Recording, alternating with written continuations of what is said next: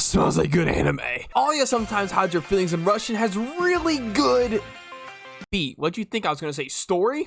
It's okay. The story is Alya, the super popular girl with good looks, amazing grades, that doesn't give anyone the time of day, has a crush on the very average looking, unmotivated, and laid back Mashikita. And since Alya is a Russian bred, silver haired tsundere, she can't admit that she likes him. So she's constantly flirting, compliments, and saying that she loves him in Russian, except you'll never guess this. He knows Russian. Shocker. Because when Mashikita was a kid, he learned Russian so that he could talk to and play with the little Russian girl in his neighborhood that he ended up falling in love with. But he can't tell Alya this because, you know, she's a Russian-bred, silver-haired tsundere. And you might be thinking, how many little Russian girls could there have been in his neighborhood? 2. There were 2 of them. Then the rest is history. A harem of different love interests starts to form, different romantic moments are happening between all of the characters, and backstories are unfolding, but why should I care? The only moment that really filled my stomach with butterflies and made me feel the warm and fuzzies inside was the folk dancing scene. It had a build up to the moment where Mashikita was being an alpha Chad. The visuals were incredible and the music was on point as the scene hits its climax, and it really moved me. But all the others just fell flat and were basically Alya saying something in Russian, Mashikita understands it, blushes, and it just doesn't impress me.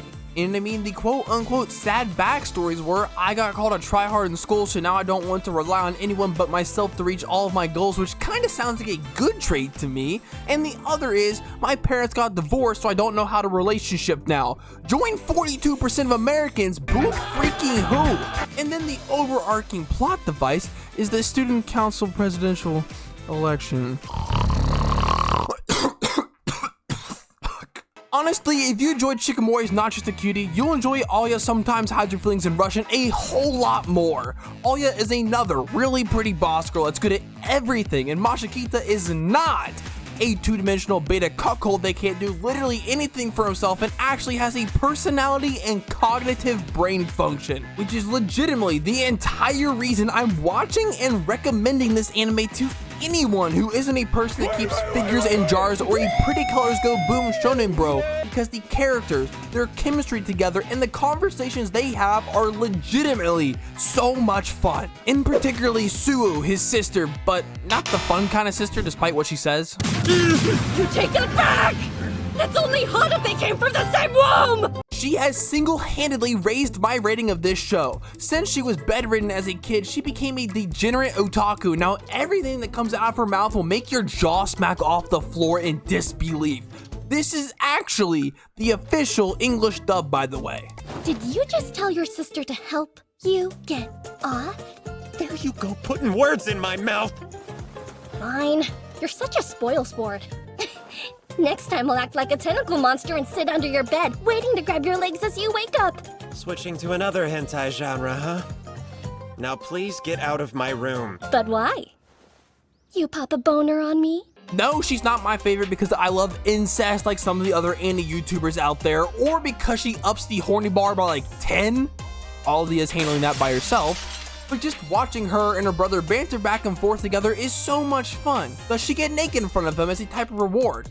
Yes, but it's so shocking that it's entertaining, and I mean, it's a little weird, I get that. But she adds actual value too, like the sly remarks, constant manga references back and forth with her brother, and the outings that they have together with others where she acts like his childhood best friend instead of siblings to push Alya's buttons, or absolutely troll her by playing on her personality to make her eat spicy foods despite not being able to handle spicy foods, or playing cupid mind games to force Alya to realize her feelings for Mashikita. And speaking of Alya, the Russian-Japanese girl, she's another really fun character to watch.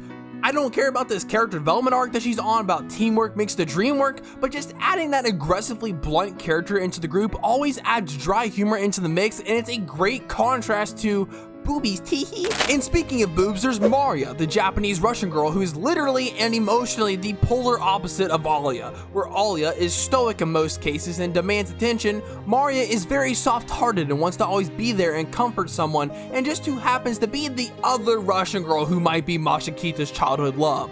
We haven't got to see much of her yet, but I can only imagine that she will be really enjoyable after seeing what the author was able to do with the other characters, and I'm sure more of the future characters will be just as enjoyable, especially her. But by far, the most versatile and best character is Masachika. He's so well balanced and capable of playing off of every character and engaging in realistic conversations that you might have with your friends. Just talking about life, taking digs at each other, even playing gacha games, which is such a refreshing take from your typical male role that microwaves his brain for 5 minutes every morning before he does anything else. All while still being a typical romance anime character that gets embarrassed. Oh my god, Alya, your grippers are out, shield your eyes, sinners, God is watching. But takes the extra step from guy does horny, girl punches guy, typical romance humor, to adding one last smart aleck comment or action to get the last word in. It doesn't take anything lying down. Give me them toes, Alya, I'ma dunk them in Arby's sauce and suck on them.